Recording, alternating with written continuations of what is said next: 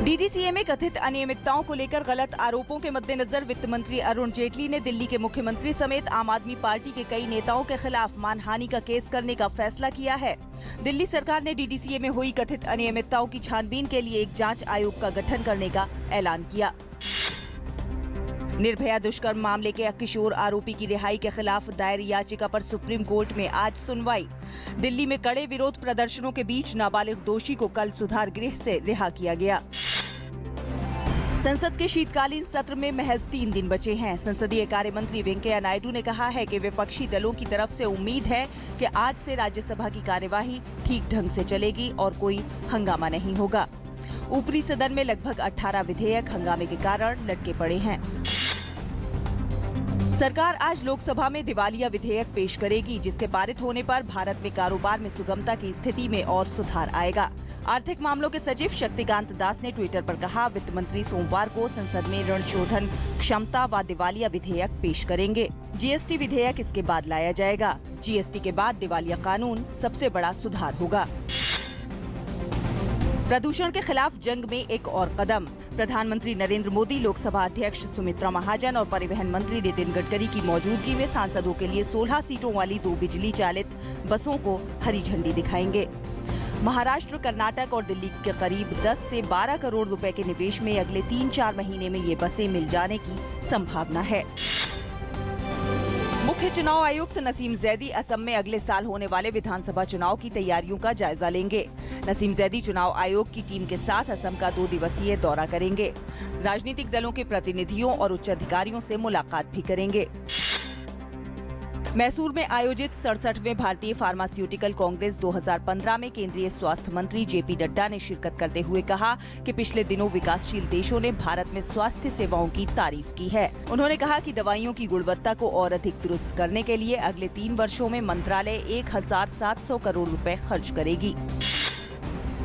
JDU के चुनाव चिन्ह को बदलने के लिए बुलाई गई राष्ट्रीय कार्यकारिणी की बैठक में जेडीयू के राष्ट्रीय अध्यक्ष शरद यादव को चुनाव आयोग से बातचीत करने के लिए अधिकृत किया गया है। दिल्ली में रविवार को आयोजित राष्ट्रीय कार्यकारिणी की बैठक में देश भर के डेलीगेट्स ने हिस्सा लिया।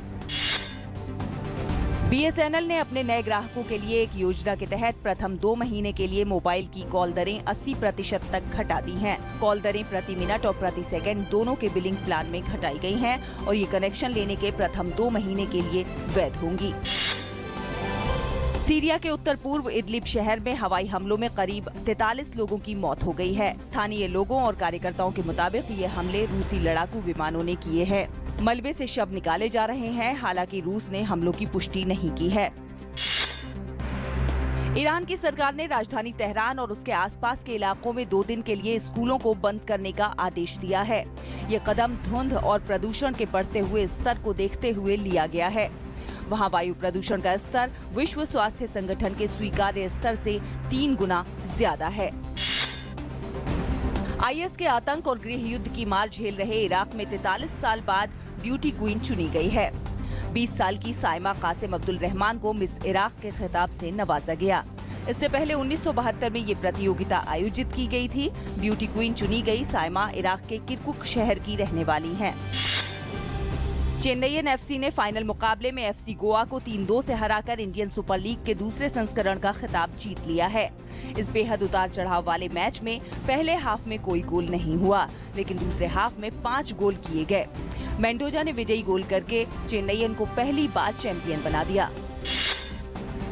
इंटरनेशनल प्रीमियर टेनिस लीग के फाइनल मुकाबले में सिंगापुर स्लैमर्स ने इंडियन एसेस को हराकर खिताब अपने नाम कर लिया। फाइनल में सिंगापुर स्लैमर्स की टीम ने इंडियन एसेस को 26-21 से हराया। भारत ने अभय सिंह की ओल्ड चांग की सिंगापुर स्क्वैश ओपन खिताब जीता। अभय ने फाइनल में मलेशिया के दूसरी वरीयता प्राप्त अल्विन चाई को 11-8, 11-3 और 11-8 से हराया। भारत के जूनियर खिलाड़ी अभय सिंह के 2 अंतर्राष्ट्रीय खिताबों सहित ये है 7वां जूनियर खिताब।